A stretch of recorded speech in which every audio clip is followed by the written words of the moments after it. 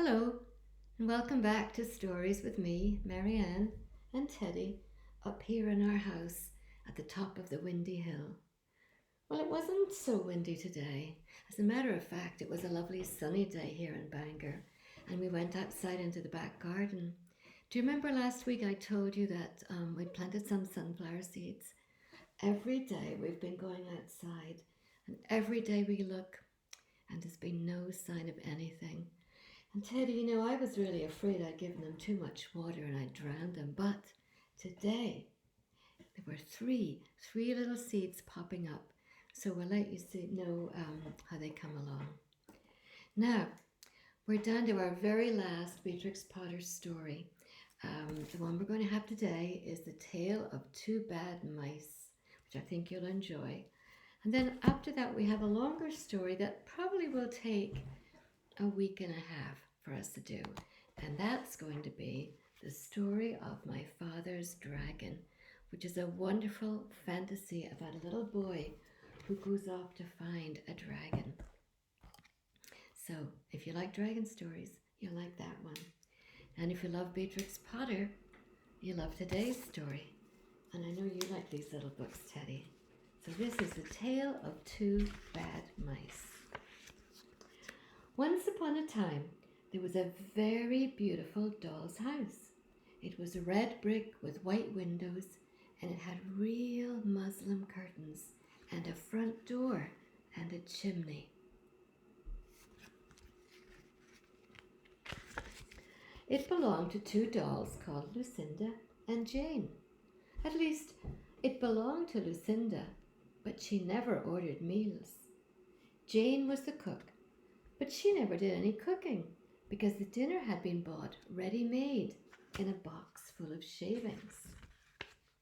There were 2 red lobsters and a ham, a fish, a pudding, and some pears and oranges. They would not come off the plates, but they were extremely beautiful.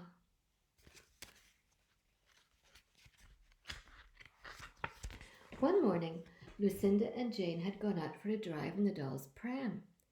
There was no one in the nursery, and it was very quiet. Presently there was a little scuffling, scratching noise in a corner near the fireplace, where there was a hole under the skirting board. Tom Thumb put out his head for a moment, and then popped it in again. Tom Thumb was a mouse.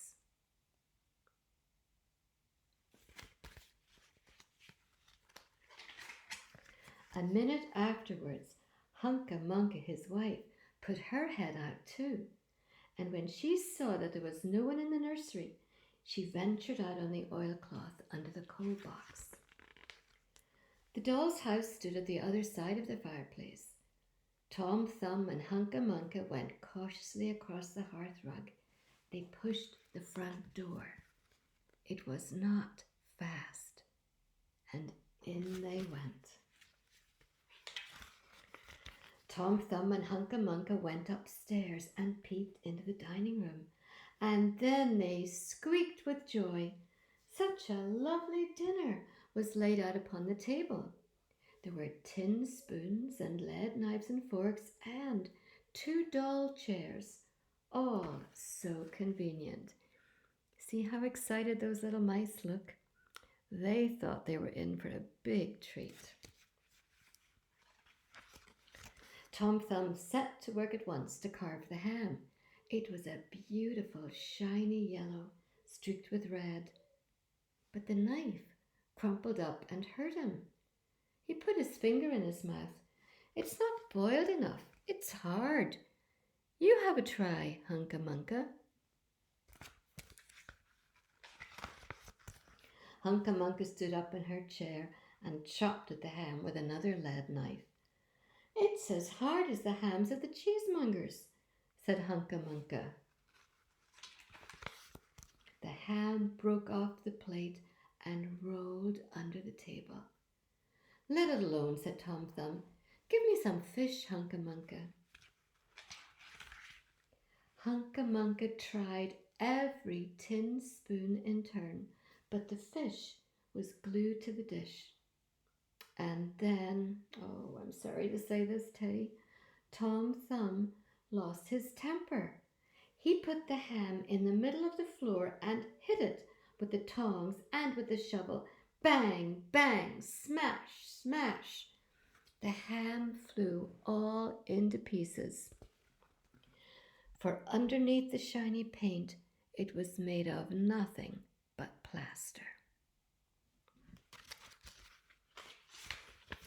And then there was no end to the rage and disappointment of Tom Thumb and Hunca Munca. They broke up the pudding, the lobsters, the pears, and the oranges. And as the fish would not come off the plate, they put it into the red-hot, crinkly paper fire in the kitchen. But it would not burn either. Tom Thumb went up the kitchen chimney and looked out at the top. There was no soot. And while Tom Thumb was up the chimney, Hunca Munca had another disappointment. She found some tiny canisters upon the dresser, labeled rice, coffee, sago, but when she turned them upside down, she found there was nothing inside except red and blue beads. And then those mice set to work to do all the mischief they could, especially Tom Thumb. He took Jane's clothes out of the chest of drawers in her bedroom and he threw them out of the top floor window. But Hunca Munca had a frugal mind. After pulling half the feathers out of Lucinda's bolster, she remembered that she herself was in want of a feather bed. With Tom Thumb's assistance, she carried the bolster downstairs and across the hearthrug. It was difficult to squeeze the bolster into the mouse hole, but they managed it somehow. And then Hunca Munca went back and fetched a chair, a bookcase, a birdcage, and several small odds and ends. The bookcase and the birdcage refused to go into the mouse hole. Hunca Munca left them behind the coal box and went to fetch a cradle.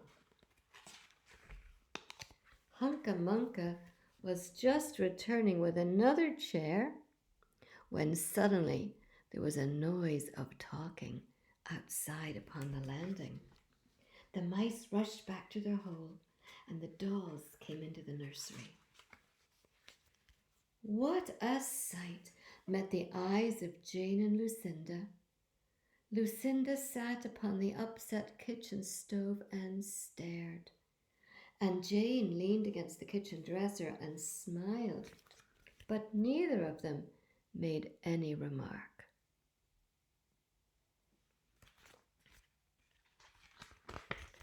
The bookcase and the birdcage were rescued from under the coal box, but Hunca Munca has got the cradle and some of Lucinda's clothes. She also has some useful pots and pans and several other things. The little girl that the doll's house belonged to said, "I will get a doll dressed as a policeman." But the nurse said, "I will set a mousetrap." And so that's the story of the two bad mice. But they were not so very, very naughty after all, because Tom Thumb paid for everything he broke. He found a crooked sixpence under the hearthrug, and upon Christmas Eve, he and Hunca Munca stuffed it into one of the stockings of Lucinda and Jane. And very early, every morning, before anybody is awake, Hunca Munca comes with her dustpan to sweep the doll's house. And that's the end. So those two little mice ended up being very helpful and did things to help the dolls in their house. So I see the sun is shining again, Teddy. Let's go and see if there are any more sunflowers peeping up. So we'll see you next time. And remember, we're going to be starting a brand new story, My Father's Dragon by Ruth Stiles Gannett. Bye, everybody.